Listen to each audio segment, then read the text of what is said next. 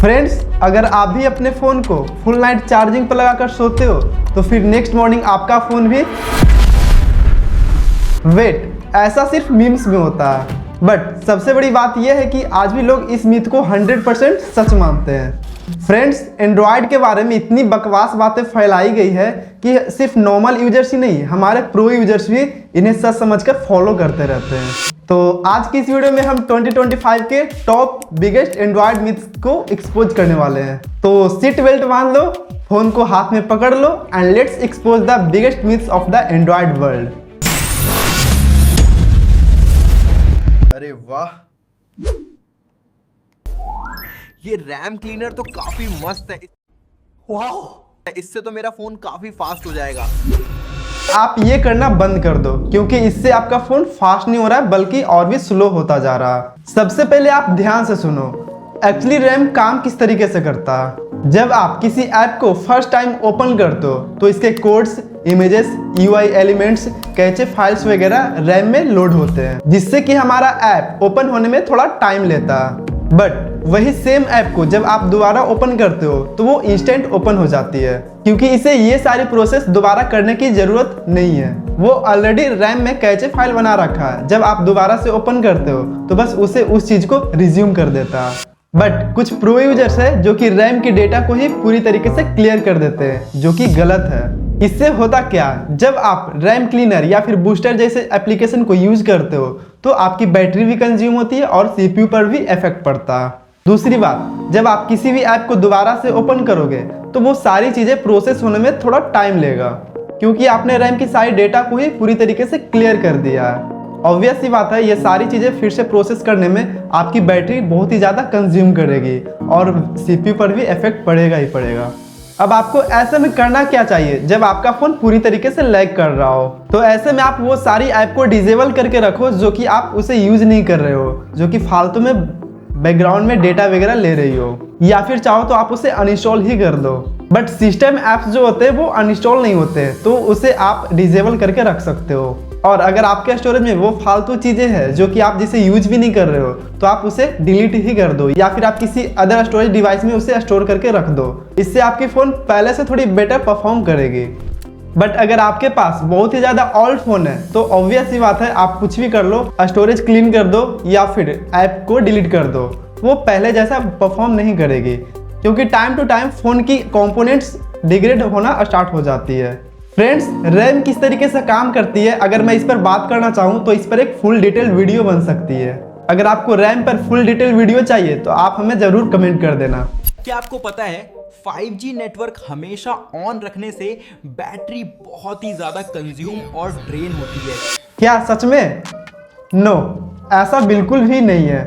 But ये बात सच भी है, यानी हाफ हाफ। अरे कहना क्या चाहते हो? ये मेनली डिपेंड करता है आपके यूजेज और आपके लोकेशन पर नेटवर्क कैसा है। अगर आप अपने फोन में 5G नेटवर्क से कोई बड़ी फाइल डाउनलोड कर रहे हो और साथ में अदर टास्क या लॉन्ग टाइम तक यूज कर रहे हो, तब 4G के कंपैरिजन में 5G नेटवर्क 5 to 20% ज्यादा बैटरी कंज्यूम करती है। क्योंकि रीजन सिंपल है, 5G रेडियो ज्यादा कॉम्प्लेक्स है, ज्यादा बैंड्स हैंडल करता है, सिग्नल प्रोसेसिंग हैवी होती है, इसलिए मोडेम को थोड़ी ज्यादा पावर चाहिए होती है। अब बात करूं बैटरी ड्रेन कब होती है, तो ये डिपेंड करता है कि आपके लोकेशन पर नेटवर्क कैसा है। अगर नेटवर्क फ्लक्चुएट हो रही है, यानी बार बार 4G से 5G स्विच हो रही है, तो ऐसे में आपके फोन की ज्यादा बैटरी भी कंज्यूम होगी और बैटरी पर भी इफेक्ट पड़ेगा। अगर आपके लोकेशन पर अक्सर ऐसा होता है तो ऑब्वियस ही बात है कि आपकी फोन की बैटरी की लाइफ खराब हो जाएगी।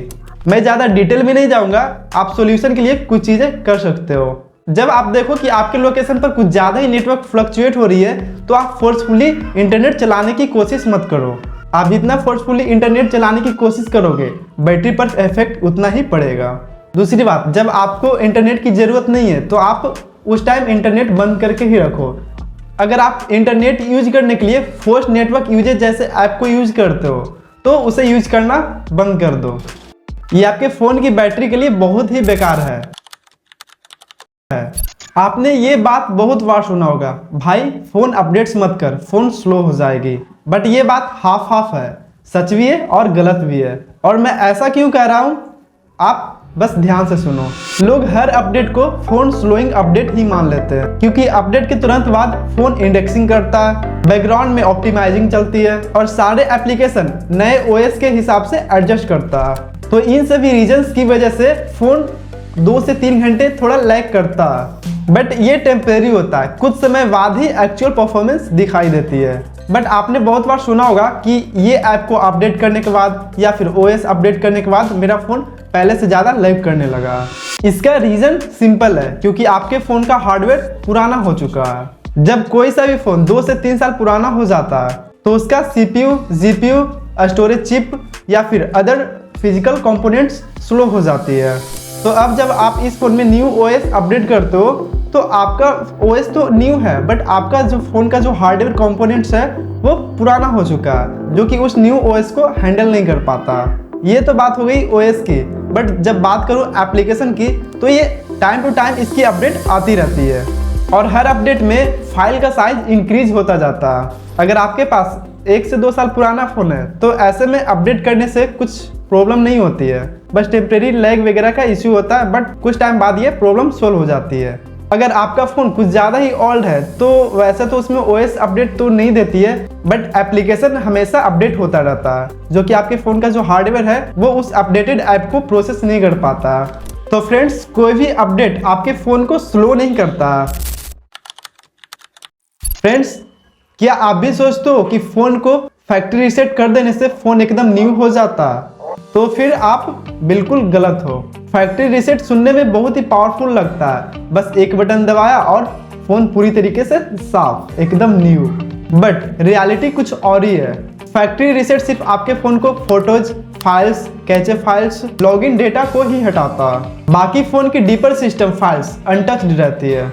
अब ध्यान से सुनो, फैक्ट्री रीसेट करने से बहुत सारी ऐसी चीज़ होती है जो कि deeper system logs, crash reports, Android data, modem logs और भी बहुत सारी चीज़ों को वैसा का वैसा ही रहने देता है। कई बार यूजर्स फ़ोन को रीसेट तो कर देते हैं, बट उनका कहना है कि फ़ोन फिर भी स्लो क्यों काम कर रहा है, क्योंकि रीसेट सिर्फ ऊपर का धूल ही साफ करता है। अंदर की जो जाम हुई files, thermal logs, old cache structures वैसा का वैसा ही रहता है, इसलिए फ़ोन 100% न्यू जैसा फील नहीं होता। और सबसे बड़ा मिथ ये है कि फैक्ट्री रीसेट करने से वायरस पूरी तरीके से रिमूव हो जाएगा, बट ये सच नहीं है। मेलवेयर को पूरी तरीके से क्लीन करने के लिए फ्रेश ओएस या फिर प्रॉपर स्कैनर चाहिए होता है। अब बहुत लोग ये सोच रहे होंगे क्या ये फैक्ट्री रीसेट कोई यूज़फुल नहीं है? ऐसा नहीं है, ये हमारे लिए बहुत ही यूज़फुल है। फ़ोन में हैवी लैग हो या फिर बैटरी स्टेटस करप्ट हो, कोई बगी ऐप सिस्टम को अफेक्ट कर रहा हो। मान लो अगर आपके फ़ोन में कोई ऐसा ऐप इंस्टॉल हो चुका है और आपको पता नहीं चल रहा कि वो कौन सा ऐप है और उसके वजह से आपके फ़ोन में बहुत ही इफेक्ट पड़ रहा या फिर बार बार एड्स वगैरह आ रही है, तो ऐसे में आपको फैक्ट्री रीसेट करना बहुत ही यूज़फुल होगा। फ्रेंड्स, अगर आपको ऐसे ही और मिथ्स जानने हैं तो आप हमें कमेंट जरूर करें, मेरे पास बहुत ही सारे मिथ्स भरे पड़े हैं। तो फ्रेंड्स, अगर आपको आज की वीडियो अच्छी लगी हो तो लाइक जरूर करें और ऐसे ही और वीडियो के लिए सब्सक्राइब जरूर कर लेना। तो फिर बस आज के लिए इतना ही, मिलते हैं नेक्स्ट वीडियो में।